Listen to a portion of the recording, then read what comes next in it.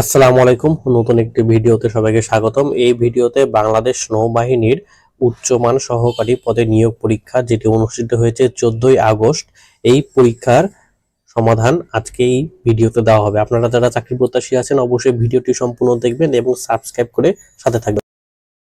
অনির্বাচনীয় শব্দটির অর্থ কি?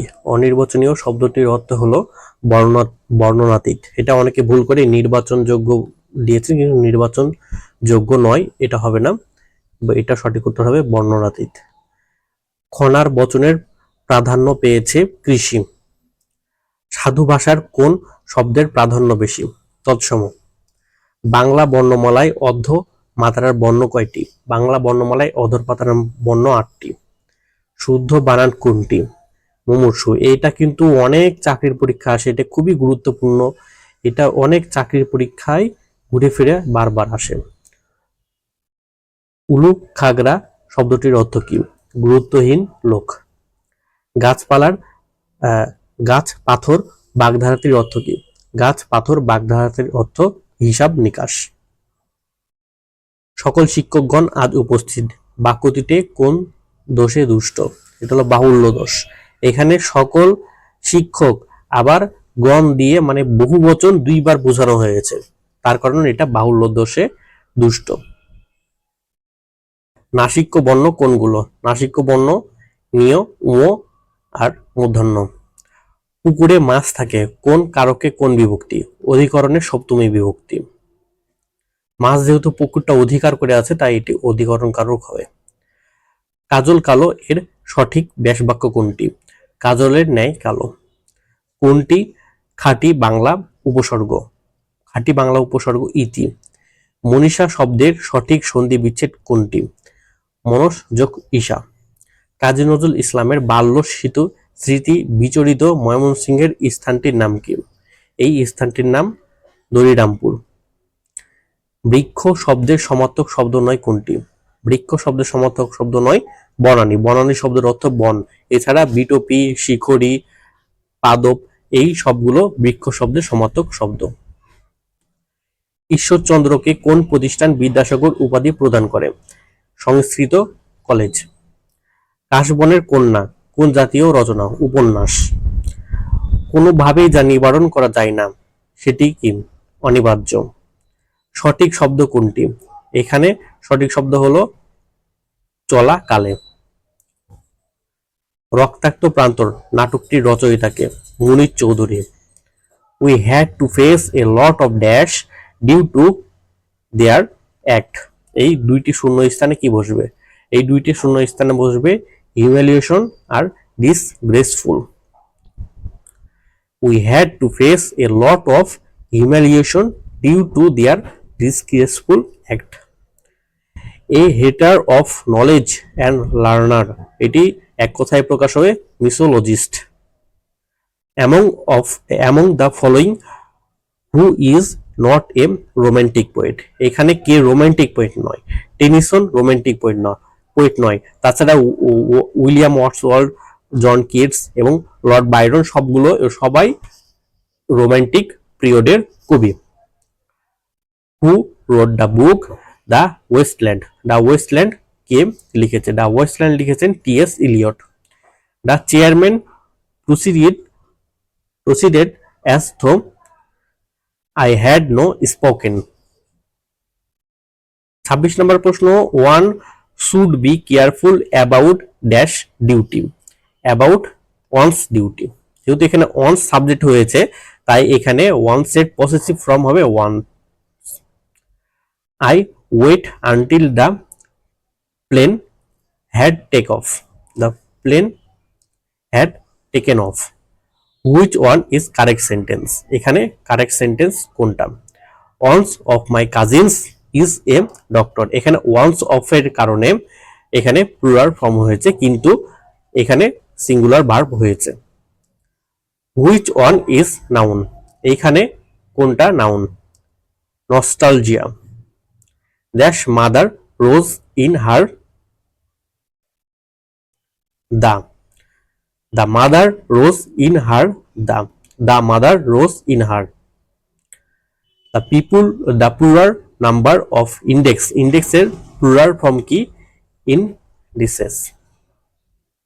The child cried for mother dash mother, the child cried for its mother. যেহেতু child একটি মানে কমন জেন্ডার, তাই এখানে ইটস হয়েছে। Dhaka is becoming one of the dash city in Asia, busiest, one of the busiest city in Asia. Choose the simple form of the sentence. Stand here and die. Stand here and die. এটির simple sentence কি হবে? এটির simple হবে without standing here you will die.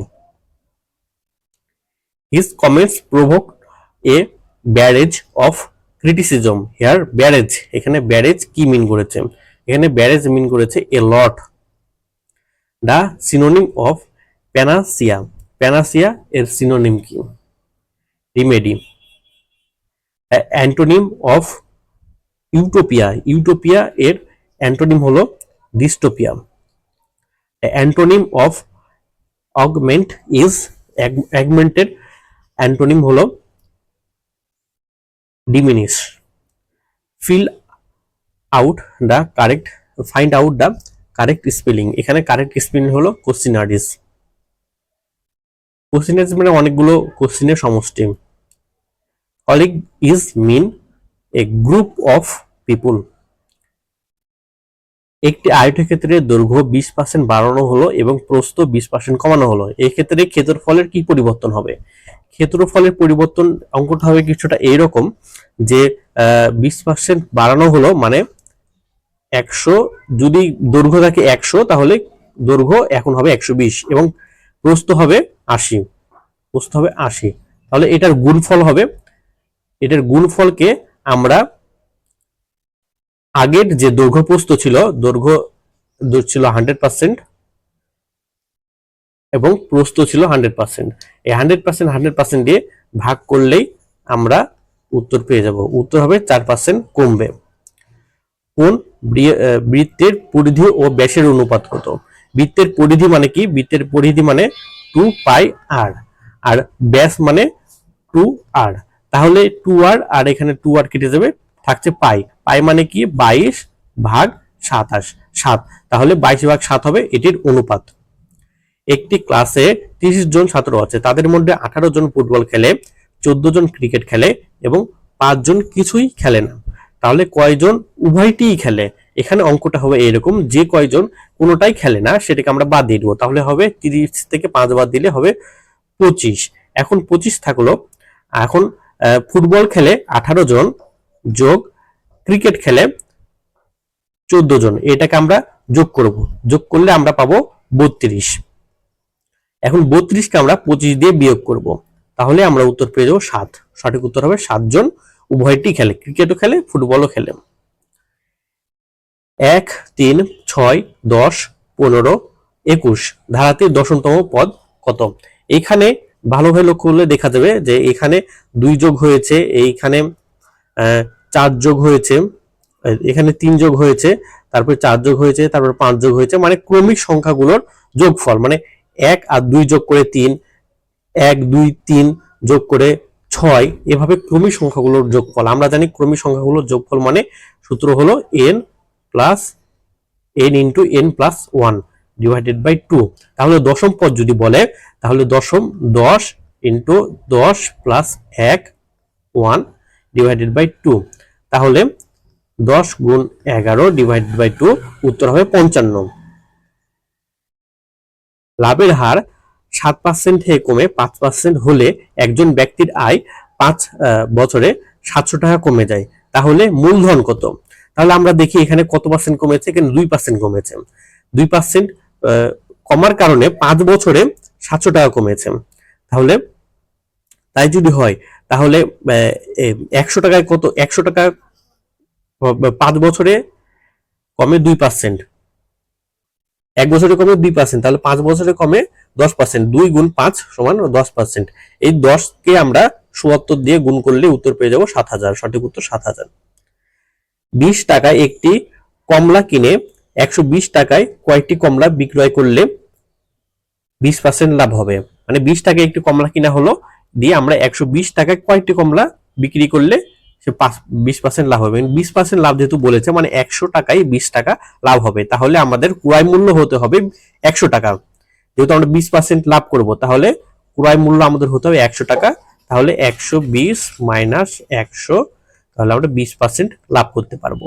তাই যদি হয়, তাহলে 100 টাকা আমরা কয়টি কমলা ক্রয় করতে পারবো সেটি আমাদের বের করতে হবে। 100 কে আমরা 20 দিয়ে ভাগ করলে পাবো 5। সঠিক উত্তর হবে 5। 5 হবে সঠিক উত্তর। কামাল জামালের চাইতে 3 বছরের ছোট, আফজাল কামালের চেয়ে 2 বছরের ছোট। মুনিরের বয়স যখন 5, তখন কামাল জন্মগ্রহণ করেছে। তাদের মধ্যে জ্যেষ্ঠতম বয়স যখন 52 হলে, জ্যেষ্ঠতমের বয়স 52 হলে আফজালের বয়স কত? এটি একটি বিশাল অঙ্ক। এই অঙ্কটি করলে আমরা বিস্তারিত এই টপিকের উপর ভিডিও বানাবো। আপনারা যদি আগ্রহী থাকেন তাহলে চ্যানেলটি সাবস্ক্রাইব করে সাথে থাকতে পারেন। এটির সঠিক উত্তর হবে 45 বছর। একটি ঘড়ি প্রতিদিন 10 মিনিট সময় হারায়, কতদিন পর ঘড়িটি এমন অবস্থায় পৌঁছাবে যখন ঘড়িটি সঠিক সময় নির্দেশ করবে? সঠিক সময় নির্দেশ করার জন্য আমাদের 12 ঘন্টা হারাতে হবে। 12 ঘন্টা হারালে আমরা সঠিক সময় পাবো। তাহলে 12 ঘন্টা যদি হারাতে হয়, তাহলে এইখানে 12 গুণ 10 ভাগ 12 গুণ 60, 12 গুণ 60 হবে, কারণ 60 মিনিটে 1 ঘন্টা। তাহলে এত মিনিট হারাতে হবে, এত মিনিট হারাতে হবে। তাহলে প্রতিদিন হারায় 10 মিনিট, 10 দিয়ে আমরা ভাগ করব, এখানে কেটে গেল, থাকলো 6, 6 কে 12 দিয়ে গুণ করলে হয় 72। 72 দিন পরে আমরা সঠিক সময় আবার দেখতে পাবো, এই ঘুরিয়ে আবার সঠিক সময় দিবে। ক, খ এবং গ এর বেতনের অনুপাত 7:5:3। খ এবং গ অপেক্ষা খ গ অপেক্ষা 2220 টাকা বেশি পেলে ক এর বেতন কত? এখানে আমরা দেখি কি যে খ এবং গ এর যে পার্থক্য সেটা দেওয়া আছে 2220 টাকা, আর অনুপাতের পার্থক্য কত? অনুপাতের পার্থক্য 2। তাহলে 2220 টাকাকে আমরা 2 দিয়ে ভাগ করব। 2220 কে আমরা 2 দিয়ে ভাগ করলে পাই 1110। 1110 সমান 1 অনুপাত। তাহলে এখানে কয়ের অনুপাত কত আছে? 7। তাহলে 1110 অনুপাতকে আমরা 7 দিয়ে গুণ করলেই উত্তরটি পেয়ে যাব। যেহেতু 1 অনুপাত সমান 1110, তাহলে 7 অনুপাত সমান 7777। কোন ত্রিভুজের বৃহত্তম বাহু সংলগ্ন কোণদ্বয় কি হবে? সূক্ষ্মকোণ হবে। ধরি এটি একটা ত্রিভুজ এবং বোঝা যাচ্ছে এটি একটি বৃহত্তম বাহু, এইটি একটি স্থলকোণ এবং এই দুইটি কোণ হবে সূক্ষ্মকোণ, যেটি 90 ডিগ্রি কোণের চেয়ে ছোট। তাহলে সঠিক উত্তর হবে সূক্ষ্মকোণ। দুইটি গোলকের আয়তনের অনুপাত 8:27, তাদের ক্ষেত্রফলের অনুপাত কত? যেহেতু অনুপাত বলেছে, এখানে আমরা পুরোপুরি সূত্র না দিয়ে আমরা খেয়াল করব যে আয়তন মানে কি। আয়তন মানে কিউব, আয়তন মানে কিউব এবং ক্ষেত্রফল মানে কি? স্কয়ার। তাহলে 8 কে আমরা কিউব করব, মানে 8 কে আমরা কততে কিউব করলে 8 পাওয়া যায়? 2 এর উপরে কিউব করলে 8 পাওয়া যায় এবং 3 এর উপরে কিউব করলে 27 পাওয়া যায়। তাহলে আমরা এখানে স্কয়ার করব, যেহেতু ক্ষেত্রফলের অনুপাত চেয়েছে, ক্ষেত্রফল মানে স্কয়ার। তাহলে 2 এর উপরে স্কয়ার 4 এবং 3 এর উপরে স্কয়ার 9, তাহলে 4:9। সঠিক উত্তর হবে 4:9। পি প্লাস 1/p সমান 5 হলে P cube plus 1/p cube সমান কত? এটি হবে 110। কিভাবে 110 এলো আমরা একটু বিস্তারিত দেখি। এখানে আমরা সরাসরি কিউব করে দেব।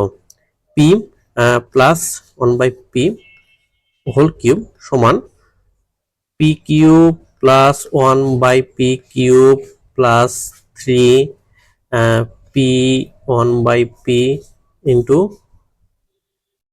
P plus 1/p। তাহলে আমরা এখানে পাচ্ছি, আমরা মুছে দিই এটা, একটু জায়গা ছোট। আমরা এখানে পাচ্ছি পি এর P 1/p plus 1/p whole cube মানে 5 এর উপরে কিউব, 5 এর উপরে কিউব মানে 125 মাইনাস 3 পি 1/p কেটে যাবে, দিয়ে হবে শুধু থাকবে পি, এখানে আমরা পিটা রাখি, এবং 1 প্লাস পি কিউব মানে 5। তাহলে এখানে 3 এর সাথে 5 গুণ হবে, 125 মাইনাস 15 তাহলে সঠিক উত্তর হবে 110। সঠিক উত্তর হবে 110। এ বি সি ডি বৃত্তের এ বি এবং সি ডি দুইটি সমান জ্যা পরস্পর পি বিন্দুতে ছেদ করলে নিচের কোনটি সত্য? এখানে পি পিবি এবং পিডি সমান পিবি সমান পিডি এবং পি এ সমান পিসি, এই দুইটি সত্য। এখন কর্তৃপক্ষ কোনটা সত্য ধরেছে সেটি বলা যাচ্ছে না, তবে দুইটি সত্য। এ প্লাস বি সমান 5 হলে এ মাইনাস বি সমান 3 হলে এ বি এর মান কত? এখানে আমরা খুবই সুন্দর করে সূত্র দিয়ে পারবো। 4ab এর একটা সূত্র আছে, 4ab সূত্রটি দিয়ে আমরা উত্তর বের করে নেব। সঠিক উত্তর হবে 4। একটি সরলরেখার উপর অঙ্কিত বর্গ ওই সরলরেখার অর্ধেকের উপর অঙ্কিত বর্গের কত গুণ হবে? যেহেতু অর্ধেক বলেছে, অর্ধেকের সাথে আবার স্কোয়ার হবে, যেহেতু বর্গক্ষেত্র স্কোয়ার হবে, তাহলে 1/4 হয়ে যাবে, তাহলে 4 গুণ। এ অনুপাত বি সমান 3:4, বি অনুপাত সি সমান 5:6, সি অনুপাত ডি সমান 2:3 হলে এ অনুপাত ডি কত? অর্থাৎ এ আর ডি এর অনুপাত চেয়েছে। এখন আমরা একে একে সমাধান করব এটা। এ বি এবং সি, এ অনুপাত বি অনুপাত সি এর মান বের করব। আমরা বি কে মানে অনুপাত, একই অনুপাত, যে এখানে বি আছে, তাহলে এখানে বি এর অনুপাত কত? 5, আর এখানে বি এর অনুপাত 4। তাহলে আমরা এই অনুপাতটিকে 5 দ্বারা গুণ করব এবং এই অনুপাতটিকে আমরা 4 দ্বারা গুণ করব। তাহলে এই অনুপাতটিকে আমরা যদি 5 দিয়ে গুণ করি তাহলে এখানে পাই 3 5 15 অনুপাত 4 5 20 অনুপাত, এখানে আমরা এখন 4 দিয়ে গুণ করব। 4 5 20, 20 তো এখানে আছেই, বি এর অনুপাত সমান হয়ে গেছে। এখন আমরা সি এর অনুপাত বের করার জন্য 4 দিয়ে গুণ করব। 4 6 24। এখন আমরা এ অনুপাত বি অনুপাত সি অনুপাত ডি এর মান বের করব। এখানে আমরা সি যেহেতু এখানেও আছে এবং সি যেহেতু এখানেও আছে, তাহলে আমরা সি দুইটি সমান অনুপাতে বের করব। এখানে আমরা যদি দেখি, এখানে সি এর মান আছে 2 এবং এখানে সি এর মান কত? এখানে সি এর মান 24। তাহলে আমরা এখানে যদি 12 দিয়ে গুণ করে পাই, 12 দিয়ে যদি গুণ করি এই অনুপাতটিকে, তাহলে আমরা এখানে 24 মিলে যাচ্ছে। মানে আমরা খেয়াল রাখবো যে একটি বি এর অনুপাত যদি থাকে তাহলে দুই দিকেই বি এর অনুপাত সমান করতে হবে। সি এর অনুপাত যদি থাকে তাহলে দুই দিকে সি এর অনুপাত সমান করতে হবে। এটা আমাদের মূল লক্ষ্য থাকবে। তাহলে এটাকে আমরা 12 দিয়ে গুণ করবো আর এটাকে আমরা একই রেখে দেবো, এটা কোনো কাজ করব না। তাহলে বি অনুপাত 20 24 আর এখানে আমরা 12 দিয়ে গুণ করলে পাই 36। তাহলে চেয়েছে 15 আর 36। তাহলে এটাকে আমরা যদি 5 দিয়ে ভাগ করি তাহলে পাবো 3, আর এটাকে যদি না, এখানে যদি 3 দিয়ে ভাগ করি তাহলে পাবো 5, আর এখানে 3 দিয়ে ভাগ করে দিলে পাবো 12। তাহলে সঠিক অনুপাত হবে 5:12। এখানে আসলে খুবই শর্টকাটে আপনাদের বোঝানো হচ্ছে। আপনারা যারা বিস্তারিত ভিডিও চান অবশ্যই কমেন্ট করবেন এবং চ্যানেলটি সাবস্ক্রাইব করে সাথে থাকবেন। বিস্তারিত ভিডিও অবশ্যই চ্যানেলে দেওয়া হবে। কোন ত্রিভুজের 3 বাহুকে একইভাবে বর্ধিত করলে উৎপন্ন বহিস্থ কোণ তিনটির পরিমাণ কত হবে? 360 ডিগ্রি। মানে ধরি একটি ত্রিভুজ, হ্যাঁ, এখানে 3টি বাহুকে আমরা বর্ধিত করলাম, এইভাবে বর্ধিত করলাম, এই বাহুটাকে এইদিকে বর্ধিত করলাম এবং এই বাহুটাকে এইদিকে বর্ধিত করলাম। এভাবে বর্ধিত করে আমরা 3টা কোণের সমষ্টি পাবো 360 ডিগ্রি। a প্লাস বি সমান সি হলে a cube plus B cube plus 3abc সমান কত? C cube. দুইটি সমকোণ থেকে বড় কিন্তু 4 সমকোণ থেকে ছোট এ ধরনের কোণের নাম কি? এ ধরনের কোণের নাম হলো প্রবৃদ্ধ কোণ। দুইটি সংখ্যার গুণফল 1536 এবং লসাগু 96 হলে গসাগু কত হবে? আমরা জানি লসাগু এবং গসাগু এর গুণফল সেই সংখ্যা দুইটির গুণফলের সমান। তাহলে সংখ্যাটির গুণফল কত? সংখ্যাটির গুণফল 1336 এবং লসাগু কত? 96 এবং গসাগু আমাদের বের করতে হবে। তাহলে গসাগু সমান হবে 1536 ভাগ 96। সঠিক উত্তর হবে 16। এখানে কাটাকাটি করে আমরা পাবো 16। সঠিক উত্তর 16। এনজাইম কি? এনজাইম হলো এক ধরনের প্রোটিন। বাংলাদেশ জাতীয় ফুটবল দলের প্রধান কোচ কে? টমাস ডুলি। সর্বশেষ ফুটবল বিশ্বকাপে প্রথম হ্যাটট্রিক করেন কে? Lionel Messi. 2026 সালে আন্তর্জাতিক বুকার পুরস্কার কে লাভ করে? ইয়াং শুয়াং জি ও লিনগিং। আইএলও এর সদর দপ্তর হলো জেনেভায়। বাপেক্স প্রতিষ্ঠিত হয় 1989 সালে বাপেক্স প্রতিষ্ঠিত হয়। রোসাটম কোন দেশের পরমাণু সংস্থা? রাশিয়ার। বাংলাদেশ নৌবাহিনীর সবচেয়ে বড় যুদ্ধজাহাজ কোনটি? বানৌজা সমুদ্র দুর্জয়। বাংলাদেশের গভীর সমুদ্র বন্দর কোথায় অবস্থিত? মাতারবাড়িতে। বাংলাদেশে মুক্ত বাণিজ্য অর্থনীতি কত সালে চালু করা হয়? বাংলাদেশের মুক্ত বাণিজ্য অর্থনীতি চালু করা হয় 1991 সালে। বাংলাদেশের জাতীয় অর্থনৈতিক পরিষদের নির্বাহী কমিটির বিকল্প চেয়ারম্যান কে? অর্থমন্ত্রী। তবে বর্তমানে জাতীয় অর্থনৈতিক পরিষদের নির্বাহী কমিটির বিকল্প চেয়ারম্যান স্থানীয় সরকার, পল্লী উন্নয়ন ও সমবায় মন্ত্রী। Bangladesh council of scientific and industrial research BCSIR এর অন্য নাম কি?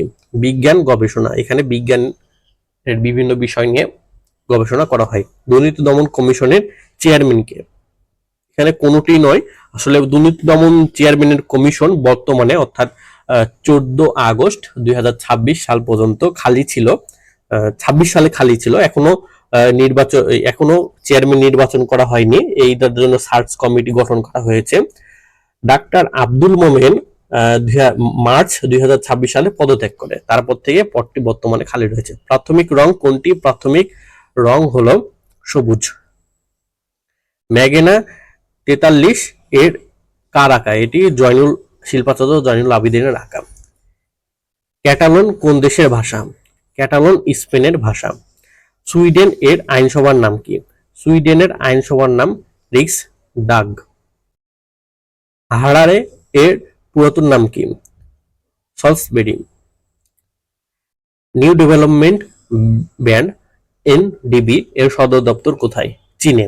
NDB এর সদর দপ্তর চীনে অবস্থিত। সর্বশেষ কোন দেশ ওপেক ত্যাগ করেছে? সংযুক্ত আরব আমিরাত সর্বশেষ ওপেক ত্যাগ করেছে। এর মাধ্যমে ভিডিওটি শেষ হলো। আপনারা যারা চাকরি প্রত্যাশী আছেন অবশ্যই ভিডিওটি লাইক করে সাথে থাকবেন এবং সাবস্ক্রাইব করে সাথে থাকবেন।